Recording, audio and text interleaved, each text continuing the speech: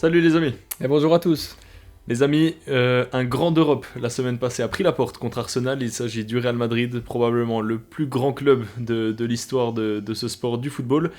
Mais c'est vrai que cette saison, et depuis l'été dernier, le club de la capitale espagnole connaît quelques tremblements de terre quand même, avec l'arrivée d'Mbappé et quelques dramas qui s'en sont suivis. Le club ne semble plus sur un piédestal comme il l'était durant les dernières années. Donc aujourd'hui, on va essayer d'amener quelques axes d'analyse et quelques explications à cela. Donc je vous propose qu'on commence ce nouveau deep dive. C'est parti.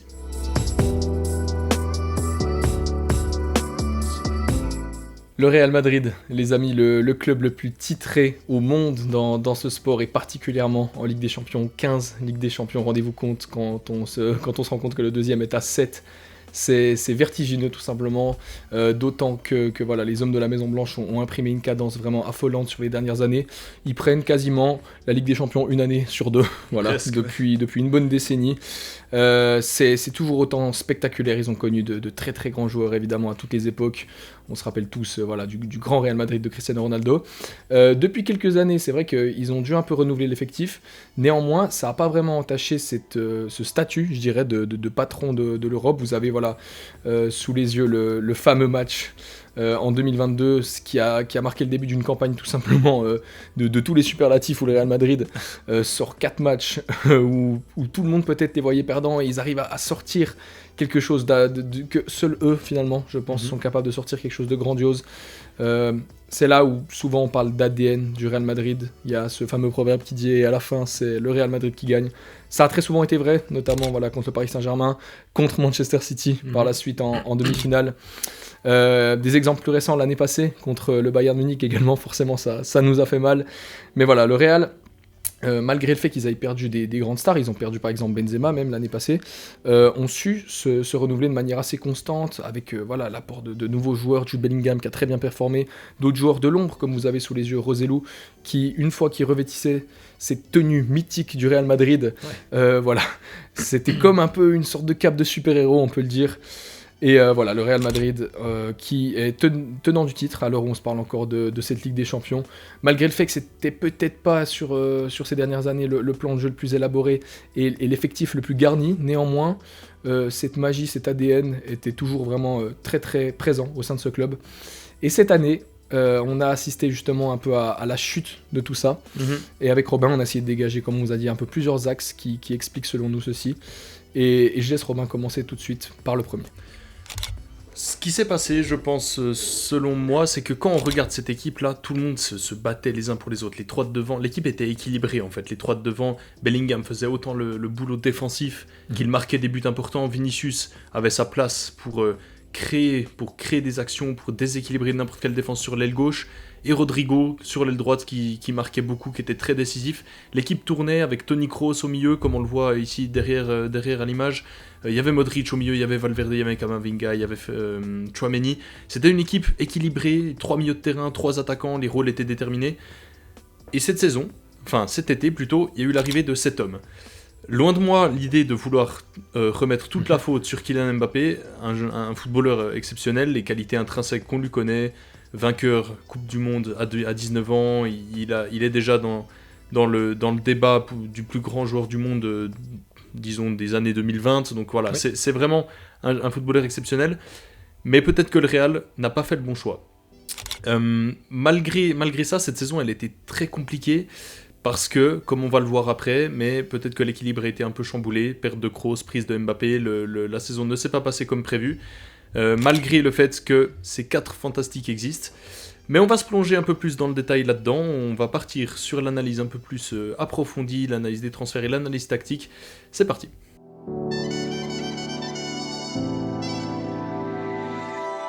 La première chose qui est intéressante de regarder, les amis, au niveau de la construction d'effectifs, c'est forcément justement les transferts qui ont été faits cet été et qui dénotent quand même un petit peu des transferts qui ont été faits dans les années récentes.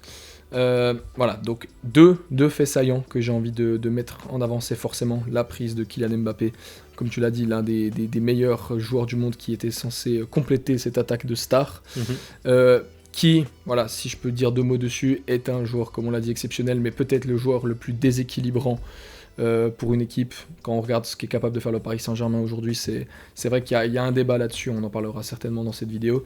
À l'inverse, Toni Kroos, le joueur de l'ombre par excellence, mais qui est tellement important, notamment dans tout ce qui est la créativité du milieu de terrain, des gâchettes aussi comme Roselu, voilà, qui s'est avéré très utile pour aller chercher la dernière Ligue des Champions en date. Donc voilà, la saison touchant bientôt à sa fin, le Real Madrid est toujours aux prises dans une course au titre exceptionnelle avec le Barça. Ils ont 7 points de retard sur eux, mais avec un match en moins, donc ils peuvent le rattraper dès ce soir, et on sait surtout qu'il y a un classico déterminant début du mois de mai qui se jouera du côté de Barcelone, donc tout est encore à jouer malgré le fait que le Barça ait un petit avantage. Et ils disputeront aussi ce week-end la finale de la Coupe du Roi pour peut-être éviter la saison blanche, ce qui serait certainement vraiment une catastrophe du côté de Madrid. Et évidemment, comme vous le savez tous, le Real Madrid a été sorti par les Gunners en quart de finale de la Ligue des Champions. Donc voilà, une fin de saison qui doit peut-être venir sauver les meubles de ce qui restera, à mon avis, dans le cœur des supporters madrilènes, une saison considérée comme manquée.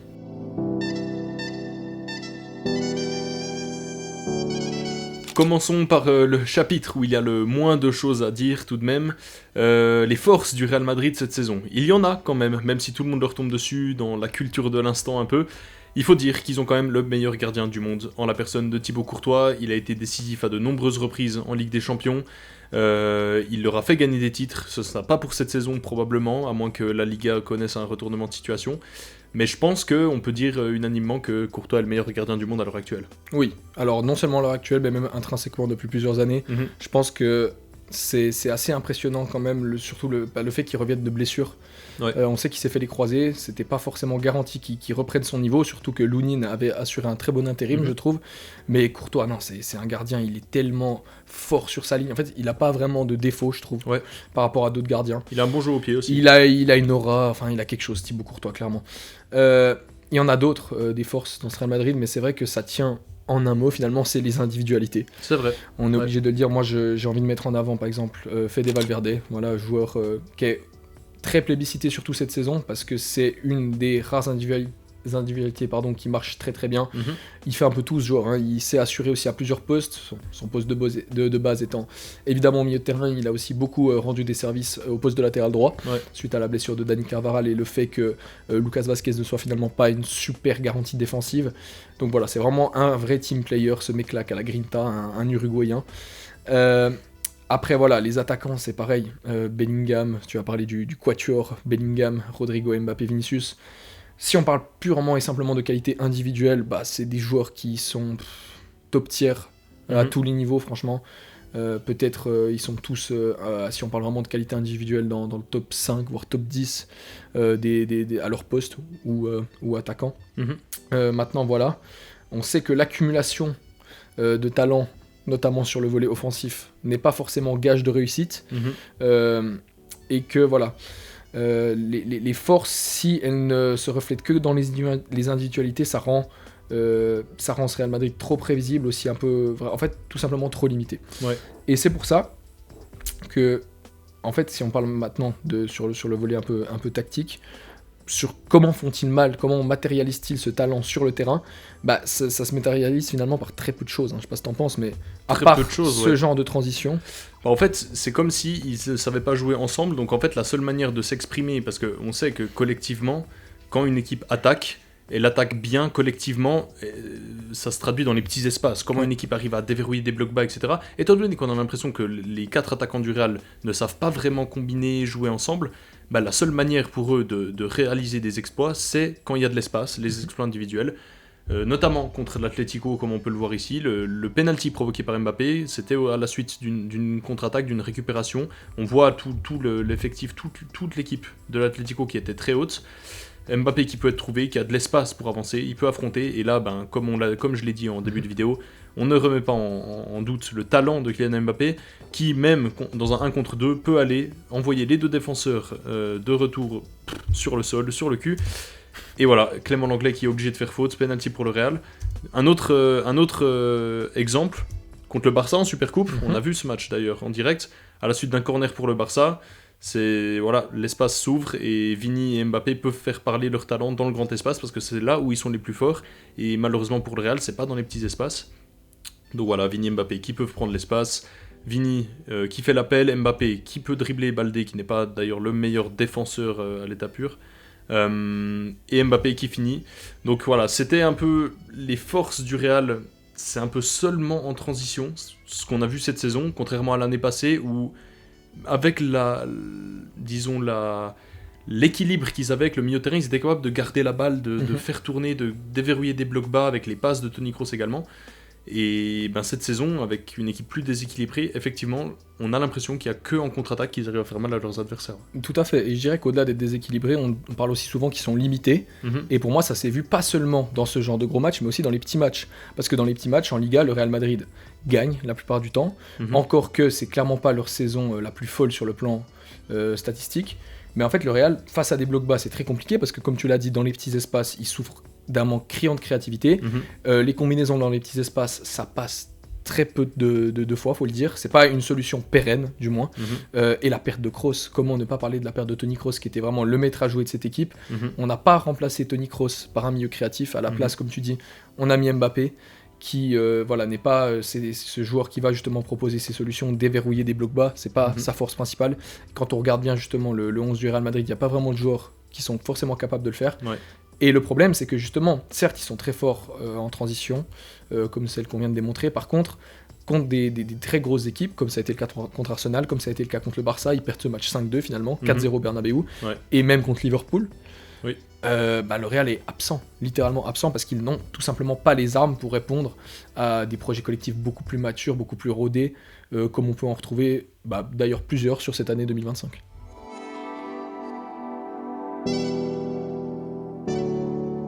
Plongeons-nous maintenant dans le cœur du sujet, c'est pour ça que l'on fait cette vidéo. Quelles sont les faiblesses du Real ? Pourquoi est-ce que le Real a réalisé finalement une saison qui est considérée comme manquée ? À l'heure, en 2025, où la plupart des équipes, comme Arsenal, ici on le voit au Bernabeu, pressent, les équipes pressent, et c'est comme ça qu'on juge la qualité d'une équipe la plupart du temps en 2025. Arsenal presse, Liverpool presse, le Paris Saint-Germain presse, mais le Real ne presse pas. Et c'est là la plus grande différence, je dirais, avec les autres équipes, les autres cadors européens. C'est que dans des situations comme ça, contre Arsenal, où une passe comme ça, axiale peut être trouvée, Mbappé est passif, complètement passif. Il laisse Thomas Partey, ou peut-être Lewis Kelly, je ne sais pas, prendre la balle et avancer comme ça, en plein milieu du terrain. Ødegaard n'est pas pressé, il n'y a aucun joueur blanc à proximité de lui. Voilà, le Real ne s'est pas pressé, et ça c'est quand même le problème de Vinicius et d'Mbappé la plupart du temps. Comme on l'a démontré, comme tu l'as dit, Mbappé est peut-être le joueur le plus déséquilibrant, il t'apporte beaucoup avec ballon si tu sais bien l'utiliser, mais sans ballon tu défends à 10 en fait. Là c'est littéralement un 4-4-0 quoi. Voilà, c'est un 4-4-0, les autres madrilènes défendent, mais pas Mbappé et pas Vinicius. Un autre exemple, contre Milan, Morata décroche, Mbappé et Vinicius sont là, font, disons... Acte de présence. Acte de présence, exactement. Morata décroche, il peut prendre la balle, Mbappé Vinicius ne bouge absolument pas, et Morata peut lancer une balle en profondeur sur Raphaël Leao, qui est peut-être l'aspect de son jeu le plus dangereux. Les courses comme ça dans la profondeur, il va très très vite. Et on voit Mbappé et Vinicius qui ne mettent même pas le pressing sur Morata. En fait, les deux ont tout à perdre, parce que quand on regarde bien aujourd'hui, la plupart des équipes se créent énormément d'occasions dangereuses, de par un pressing instauré haut. Oui. Tu récupères la balle dans tes 30 mètres, le bloc adverse est déséquilibré, parfois justement les attaquants n'ont pas encore eu le temps de se replacer, et c'est comme ça que tu peux te créer finalement des occasions qui pourraient à ce moment-là laisser la liberté à Vinicius et Mbappé entre autres, de faire parler leur qualité technique, alors que là justement le fait d'être si passif, il n'y a pas de première ligne de pression au Real Madrid, ce qui fait qu'en fait chaque action, ils vont devoir se la créer eux-mêmes de A à Z en partant des bases arrières pour aller jusqu'à l'attaque, et ça demande la créativité. Dont le Real manque cruellement cette saison. Ouais. Et d'ailleurs, si on peut voir les conséquences de cela, on peut se dire ouais mais ils pressent pas, ils sont au milieu de terrain, c'est pas très grave. En l'occurrence si, c'est grave, parce que cette action, elle va permettre à Raphaël Leao de déborder, d'obtenir un corner, et c'est sur ce corner botté par Pulisic que Malek Thiaw va ouvrir le score. On jouait la 10e minute, comme on le voit ici en haut de l'écran. 10e minute, le Milan qui prenait l'avantage au Bernabeu et qui avait fini par s'imposer 3-1 dans ce match. Un autre exemple contre Milan, Au moment où une bataille du milieu de terrain acharnée ici se déroule entre Camavinga, Militao, il me semble que ça doit être Brahim Diaz, il y a Tijani Riders, il y a tout le monde qui est en train de monter, le bloc milanais remonte, et ben littéralement, Vinicius et Mbappé sont hors jeu. C'est-à-dire que même si le milieu de terrain récupère la balle ici, il ne peut même pas encore trouver Kylian Mbappé parce qu'il est hors jeu. Ça montre juste aussi à quel point ils ne défendent pas. En fait, dans une équipe, disons, rodée collectivement, défensivement, les joueurs auraient au moins coupé les lignes de passe vers l'arrière ici pour mettre sous pression le porteur ici. Là, Tijani Riders peut sortir ici, il peut retrouver Théo Hernandez, il peut ressortir avec Malick Thiaw. Les deux font juste acte de présence, comme tu l'as dit tout à l'heure, et ça, c'est juste pas possible dans une équipe en 2025, je trouve. Un troisième exemple, c'était juste la fin de l'action contre Milan. Encore une fois, les conséquences de cela, Milan qui peut se projeter, et on avait assisté au troisième but milanais au Bernabeu, le dernier but de ce match d'ailleurs. Tijani Riders qui avait pu du coup se sortir de ce pressing, avancer jusqu'à la surface, trouver Leao, qu'il avait à nouveau trouvé en retrait et qui avait crucifié les Madrilènes. C'est pas possible non plus de défendre comme ça à Anfield contre McAllister. Si avant on pouvait encore trouver des circonstances atténuantes sur le fait que c'était au milieu de terrain, là pour le coup sur McAllister, il est seul. On connaît la qualité de passe de McAllister. À 30 mètres. À 30 mètres, Brahim Diaz et Kylian Mbappé sont là et ne mettent aucune pression sur le porteur. La preuve, c'est que la qualité de McAllister va lui permettre de trouver une superbe passe pour Connor Bradley. Et là, honnêtement, si c'est un Kane ou un Land, c'est but. Heureusement que c'est que Connor Bradley, entre guillemets. Et que Thibaut Courtois est un très grand gardien. Thibaut Courtois est un très beau gardien. Il peut réaliser la parade qui sauve le Real Madrid. Mais on a vu juste par 3 exemples, et ça, des exemples comme ça, il y en a 5 à 10 par match, des moments comme ça. On a mis que quelques-uns, effectivement, là, mais c'est vrai que c'est quotidien, et c'est aussi le cas en Liga. Enfin bref, la plupart des actions, c'est ça, tout simplement, une équipe en 2025 qui ne défend pas à 11 compact, c'est juste pas possible. En fait, ce Real est déstructuré, et j'ai envie de dire, c'est presque démodé, parce que on a souvent le comparatif avec ce débat éternel des joueurs stars, attaquants qui ne défendent pas. Je pense évidemment à Lionel Messi. Mais alors, premièrement, ce gars-là avait quand même un apport statistique substantiel au possible. Enfin, on n'a jamais vu ça dans l'histoire, tout simplement. Mbappé, Vinicius, tout bons joueurs qu'ils sont, tout excellents joueurs qu'ils sont, c'est pas Messi. Non. Et surtout, le problème, c'est l'accumulation. En fait, t'as dit, il faut pas jeter la pierre sur Mbappé, et je suis d'accord. Pourquoi ? Parce que pour moi, c'est vraiment la définition de la goutte d'eau qui fait déborder le vase. Dans le sens où ce Real avait, comme tu l'as dit, trouvé un équilibre fragile, mais un équilibre quand même la saison dernière. Et là, mais c'était pour moi tellement évident. En fait, je ne comprends pas que les dirigeants madrilènes aient fait ce move-là. Pour moi, ça relève tout simplement de l'ego. De l'ego, complètement. Parce que Mbappé, on sait qu'ils le poursuivent depuis des années. Voilà, il fallait le faire. Mais si on parle de projet sportif, quand ton projet sportif en 2025, c'est accumuler les gros joueurs, les faire jouer ensemble et espérer que ça donne quelque chose, ça marche quasi jamais. Et pour moi, la dernière preuve en est, c'est l'Angleterre à l'Euro. C'était un peu la même chose. Accumulation de stars offensives, ils avaient tous les meilleurs à tous les postes, Kane, Bellingham, Saka, Foden, tout ce que vous voulez. Ça n'a pas marché non plus. Et pour revenir à Messi, le gars pouvait redescendre en 6 et être le meilleur passeur. Il pouvait trouver les meilleures passes qui cassaient toutes les lignes. Il pouvait jouer en pointe, faire des appels en profondeur, et c'était l'un des meilleurs finisseurs du monde à son prime. Il pouvait être entre les lignes, être un véritable maestro, avoir ce rôle de numéro 10 électron libre. En fait, quand tu jouais avec Messi, quand tu avais la balle, c'est comme si tu jouais à 12 ou 13 joueurs. Et quand tu ne l'avais pas, effectivement, tu défendais à 10, mais c'est parce qu'il t'apportait tellement avec ballon que tu pouvais te permettre de ne pas l'avoir en défense. Alors que là, je doute que les supporters madrilènes disent « Ah, mais Mbappé, c'est pas grave, il nous apporte tellement quand on a la balle, qu'en fait, s'il défend pas, c'est pas très grave. » Non, malheureusement, Mbappé ne s'appelle pas Messi, et il ne le sera jamais. Et malheureusement pour le Real, vous avez peut-être, du coup, les supporters madrilènes dans votre effectif, des joueurs qui ont un ego un peu surdimensionné et qui se permettent de ne pas défendre, comme là, contre Liverpool. Et Liverpool, qui était une des meilleures équipes cette saison, on a vu ce que ça a donné, 2-0 net, sans bavure.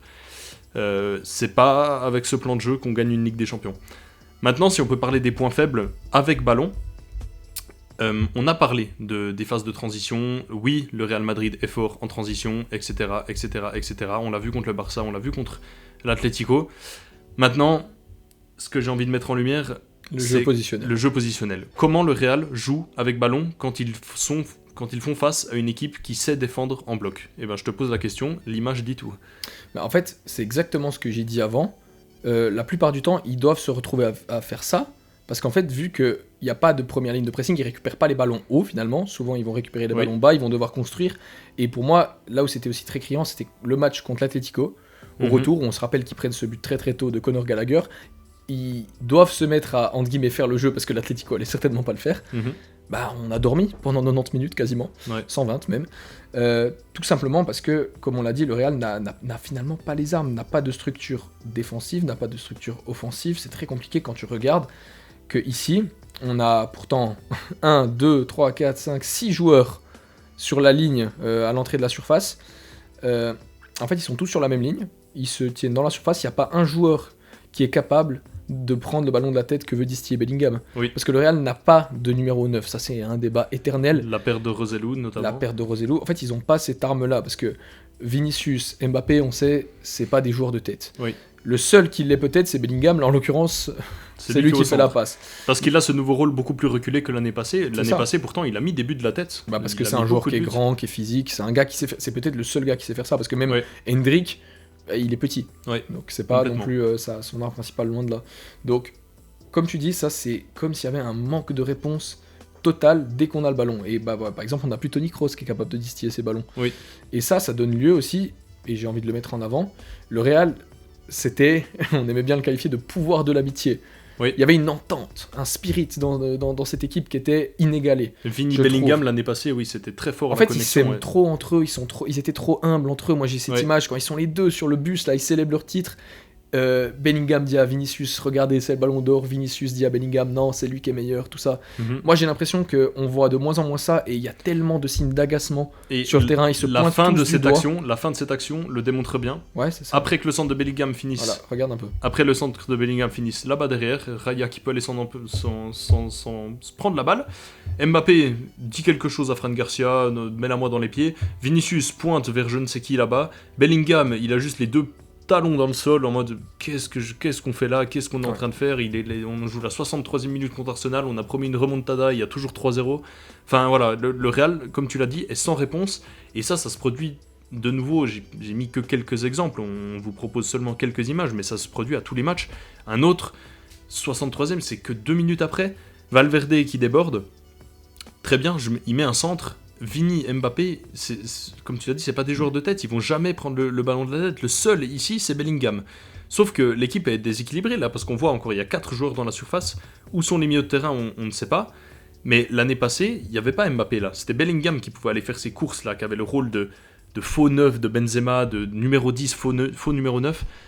Les centres, ils étaient pour lui. Là, tu mets des centres pour Mbappé et Vinicius, c'est juste impossible. Et d'ailleurs, ce centre, la fin de l'action ne vous sera pas proposée malheureusement, mais la fin de l'action, c'est Hendrik qui prend le ballon et qui l'envoie 5 mètres au-dessus de la cage de la tête. Hendrik qui, jeune et talentueux qu'il est, n'est pas encore un joueur calibre Ligue des Champions et encore moins un joueur de tête. Donc voilà, c'est triste pour ce Real. Dernier exemple, 10 minutes de la fin du match. Je pense que c'est Rudiger qui est là, qui reste aux avant-postes. Il y a Hendrik ici. Mbappé, je ne sais même pas où il est. Je pense qu'il est sorti à ce moment-là. Vini, on ne sait, il a la balle et il envoie un centre. Alors qu'il y a 4 défenseurs pour... Allez, 2 si on compte Hendrik, mais on sait très bien qu'il va jamais aller jouer la balle ici. Il y a Rudiger et c'est tout. Et le manque de réponse, comme tu l'as dit, le Real est trop limité à ce niveau-là. Sans numéro 9 et sans joueur capable de déverrouiller des blocs bas. Sans aussi, il faut le dire, on n'a pas parlé d'Ancelotti encore, mais sans plan de jeu. C'est lui qu'il va falloir. Pour moi, si la pierre est à jeter à quelqu'un, c'est entre autres à lui quand même. Parce que Ancelotti, même si, disons-le, c'est un des meilleurs entraîneurs de tous les temps, je pense. C'est le mec, peut-être qui à la base était le seul ou un des seuls capables à fédérer un vestiaire de stars comme ça.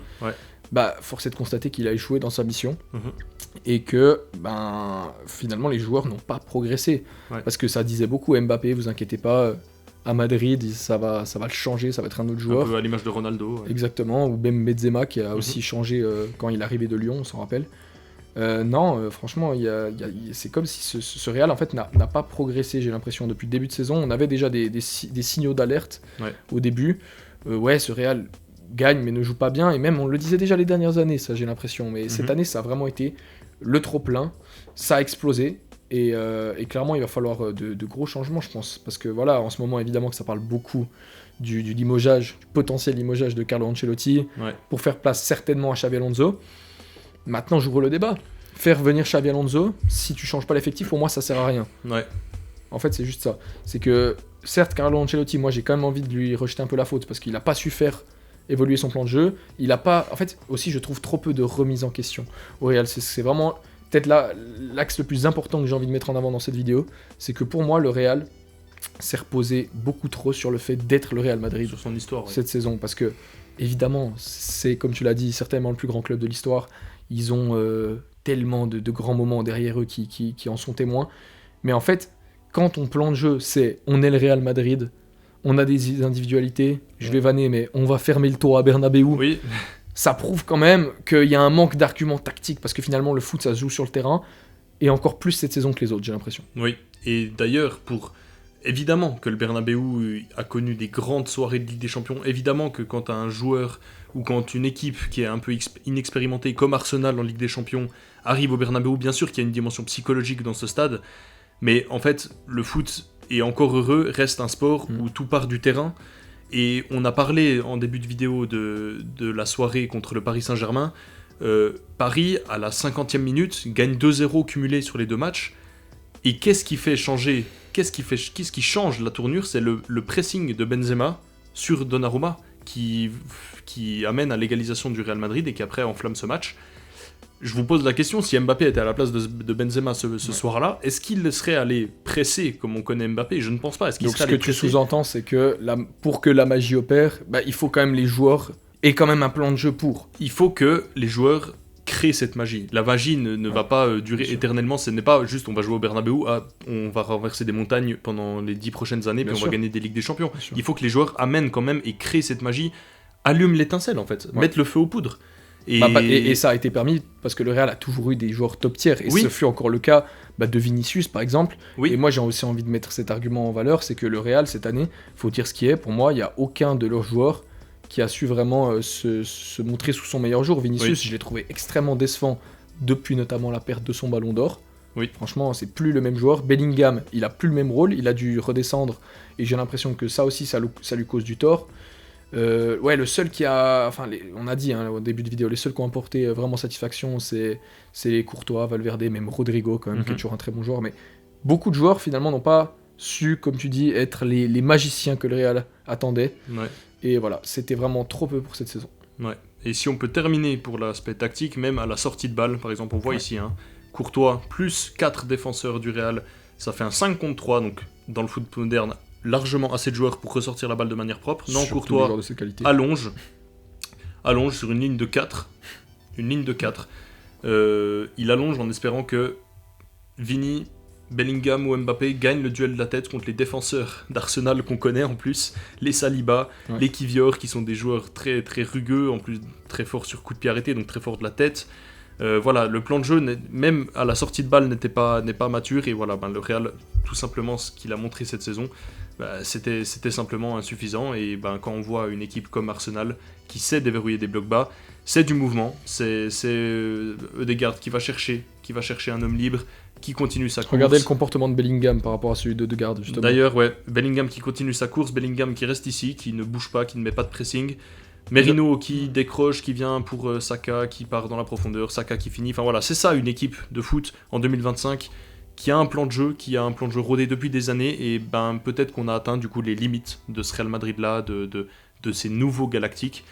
Et puis nous maintenant on va essayer d'apporter quelques solutions à tous ces problèmes que rencontre la Maison Blanche.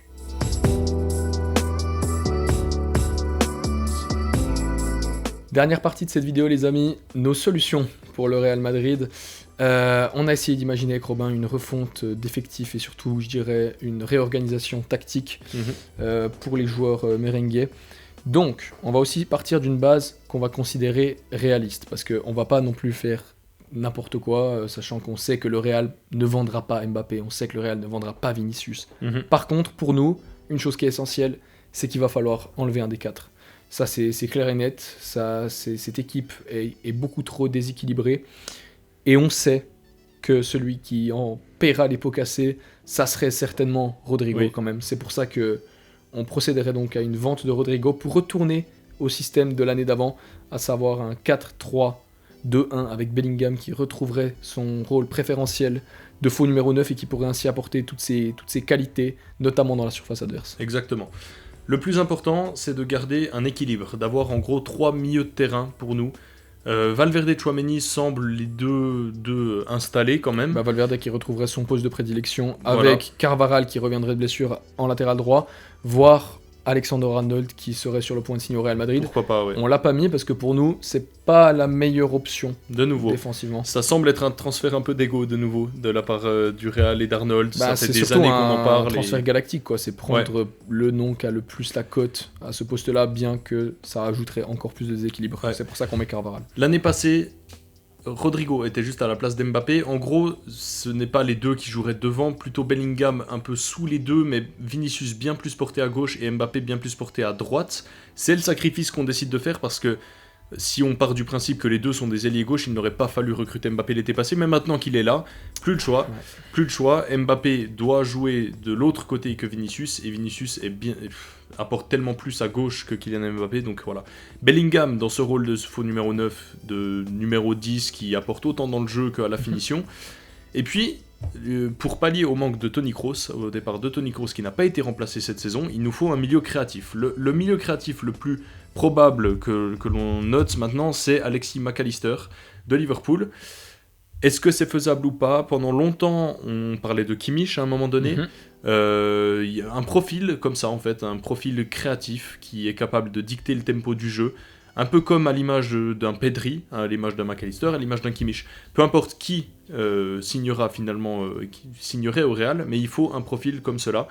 Et puis, surtout, il faut que le nouveau coach, voilà, on ne va pas donner de nom, probablement Xabi Alonso, voilà, mais peu importe qui vient coacher cette équipe du Real Madrid, il faut surtout inculquer une culture du pressing, une culture, essayer de modifier. On sait que Vinicius, l'année passée, il pressait, il courait pas mal. Ouais. Avec Bellingham, les deux faisaient beaucoup d'efforts. En fait, c'est depuis qu'Mbappé est arrivé que tout s'est un peu cassé la gueule.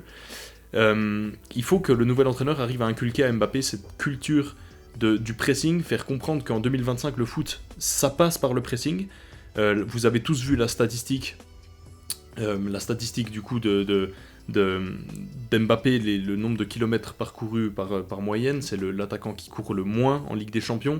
Donc voilà, et si Mbappé veut être un footballeur top tier, classe mondiale en 2025, ça doit passer par là, et en espérant que le nouveau coach arrivera à inculquer ça à cette nouvelle équipe, pour les supporters du Real Madrid. Ouais.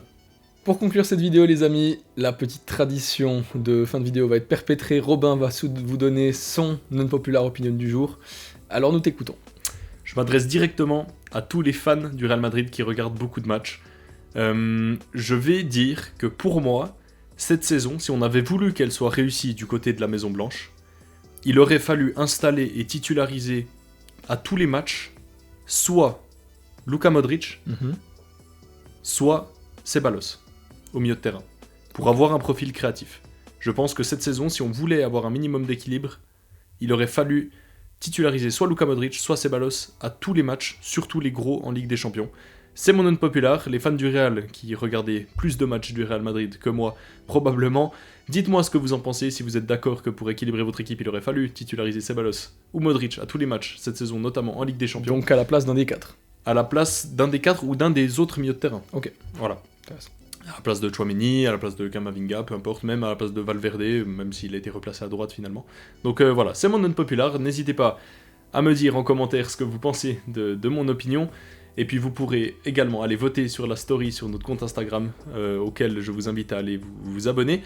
Si ce contenu vous a plu, on a essayé de faire un peu le débrief de cette saison du Real et pourquoi ça n'avait pas marché. Si ça vous a plu, n'hésitez pas à mettre un pouce en l'air et à vous abonner à la chaîne, ça nous soutient et on est très content dès qu'on voit le nombre augmenter. Mais sur ce, on vous souhaite une bonne semaine, un bon week-end, prenez soin de vous. Ciao ciao les gars. Ciao ciao.